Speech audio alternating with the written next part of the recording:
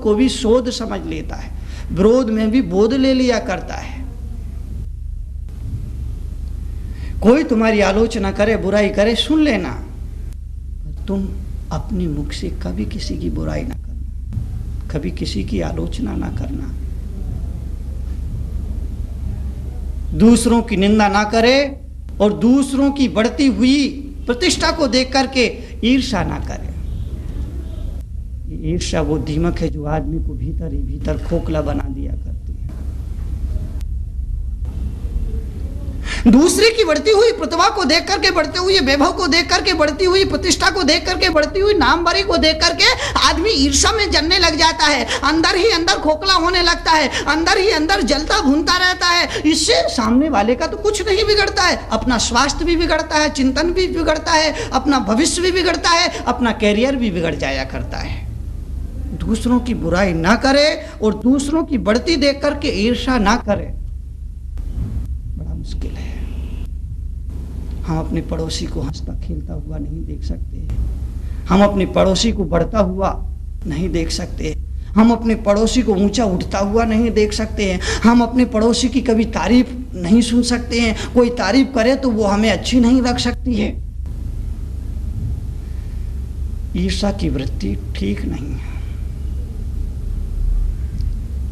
मुझे एक छोटी सी घटना याद आ गई। एक अंतर्राष्ट्रीय केकड़ा सम्मेलन हुआ। तमाम देशों के चुनिंदा लोग देश के चुनिंदा केकड़े लेकर के उस सम्मेलन में पहुंचे। भारत की तरफ से भी मुल्ला नसरुद्दीन अपने देश के चुनिंदा केकड़ों को लेकर के पहुंचा।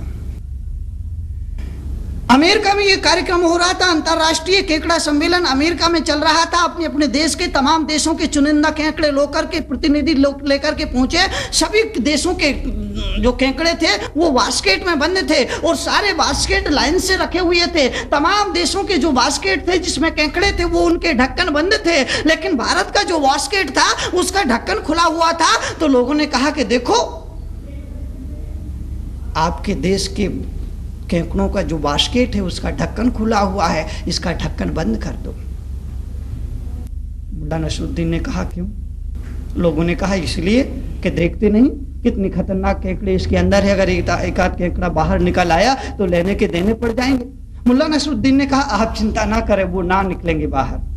लोगों ने कहा कि ना ना ना ना, आप जितना करें, आप हमारे अनुरोध को स्वीकार करें और कृपया इसका ढक्कन बंद कर दे, ताकि संभावना की जो खतरे की जो संभावना है वो संभावना खत्म हो जाए। आप जिद ना करें, आप ढक्कन बंद कर दे। मुल्ला नसरुद्दीन ने कहा कि भाई आप चिंता ना करें, आप जरा भी चिंता ना करें, ये केकड़े बाहर नहीं आएंगे। लोगों ने कहा आप अजीब इंसान हैं, हम कहते ढक्कन बंद कर दीजिए, आप जिद करते हैं कि ये बाहर नहीं आएंगे। मुल्ला नसरुद्दीन ने कहा मैं फिर कह रहा हूँ कि ये केकड़े बाहर नहीं आएंगे, आप जरा भी चिंता ना करें। लोगों ने कहा कि ना ना ना बाबा ना, आप बंद कर दे। अगर कहेंगे एक आध भी केकड़ा बाहर आ गया और किसी को काट लिया तो बड़ा मुश्किल हो जाएगा, अब यहाँ शोर शराबा मच जाएगा। मुल्ला नसरुद्दीन ने कहा कि मैंने कह दिया ये केकड़े बाहर नहीं आएंगे, आप जरा भी चिंता ना करें। लोगों ने कहा कि कमाल कर दिया आपने, हम कहते ढक्कन बंद कर दो, आप कहते बंद नहीं करेंगे क्योंकि केकड़े बाहर नहीं आएंगे। लोगों ने कहा कि इसकी क्या गारंटी है कि बाहर नहीं आएंगे? मुल्ला नसरुद्दीन ने, मैं कह रहा हूँ यही गारंटी है, बाहर नहीं आएंगे तो नहीं आएंगे। लोगों ने कहा कि नहीं नहीं, आप बताइए इसकी क्या गारंटी है कि बाहर नहीं आएंगे? तो मुल्ला नसरुद्दीन ने कहा कि मैं कह रहा हूं नहीं आएंगे, लेकिन अगर फिर भी तुम्हें समझ में नहीं आए तो सुनो, इसकी वजह यह है कि ये भारत के केकड़े हैं। अगर एक केकड़ा ऊपर निकलने की कोशिश करेगा तो दूसरा केकड़ा उसकी टांग पकड़ करके खींच लेगा और कहेगा बैठ जा, चुपचाप यहां बैठ जा, कहां जा रहा है। अगर दूसरा निकलने की कोशिश करेगा तो तीसरे उसकी टांग पकड़ के खींच के उठे बिठा देगा, और तीसरा निकलने की कोशिश करेगा तो चौथा उसकी टांग पकड़ करके उसे नीचे बिठा देगा। और इस तरह ये कितनी भी कोशिश कर ले, एक भी केकड़ा इस बास्केट से बाहर नहीं निकल सकता है। मान्यवर, ये टांग खींचने की जो आदत है ना, ये बहुत पुरानी और बहुत बुरी आदत है। आदमी को इस आदत से बाज आना चाहिए।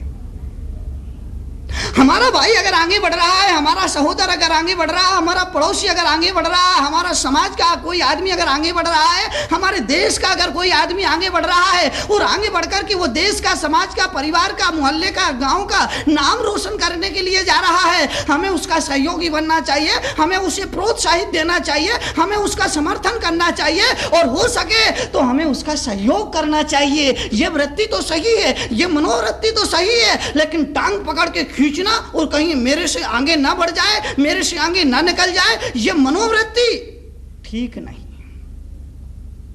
लेकिन ये मनोवृत्ति हमारे समाज में, हमारे देश में है, आपको मालूम होना चाहिए। अभी पिछले कुछ वर्ष पहले कुछ एशियाई खेल हुए थे। उन एशियाई खेलों में केवल एक स्वर्ण पदक भारत को मिला था। और पता है वो स्वर्ण पदक कौन से खेल में मिला था? कबड्डी में। और कबड्डी का मतलब टांग खींचने में, क्योंकि कबड्डी में सिवाय टांग खींचने को होता क्या है। भारत को स्वर्ण पदक मिला, वो स्वर्ण पदक कबड्डी में मिला। कबड्डी का मतलब है टांग खींचने में। तो भारत की योग्यता, भारत की क्षमता केवल टांग खींचने में नहीं होना चाहिए। भारत के पास प्रतिभा है, भारत के पास क्षमता है, भारत के पास संभावना है, लेकिन उन संभावनाओं को अगर साकार करना है तो इस मुल्क के प्रत्येक रहवासी को अपनी मनोवृत्ति को बदलना पड़ेगा, अपने स्वभाव को बदलना पड़ेगा, अपनी आदतों को बदलना पड़ेगा और सबके कल्याण की कामना करना पड़ेगी। गांधी जी ने एक शब्द चुना, सर्वोदय। और सर्वोदय शब्द का सबसे पहले प्रयोग आचार्य समंद्रभद्र स्वामी ने महावीर शासन के लिए किया। आचार्य समंद्रभद्र ने महावीर के शासन को सर्वोदय तीर्थ की उपमा दी। और सर्वोदय तीर्थ से मतलब जिसमें सबका उदय हो, जिसमें सबका भला हो, जिसमें सबका कल्याण हो। भारत की परंपरा वसुदेव कुटुंबकम, सारे ब्रह्मांड को एक कुटुंब, एक परिवार को मानकर चलने की है। हम अपने हृदय को विशाल बनाएं और हृदय को विशाल बनाने के बाद इस जगत में जितने भी प्राणी हैं सबके साथ प्रेम भरा व्यवहार करें, सबके साथ शालीनता का व्यवहार करें, सबको जीने का अवसर दें, खुद भी जिएं, औरों को भी जीने का अवसर दो। यही है जियो और जीने दो का धर्म, यही है अहिंसा परमो धर्म, यही है दुनिया का सर्वश्रेष्ठ धर्म। ओम।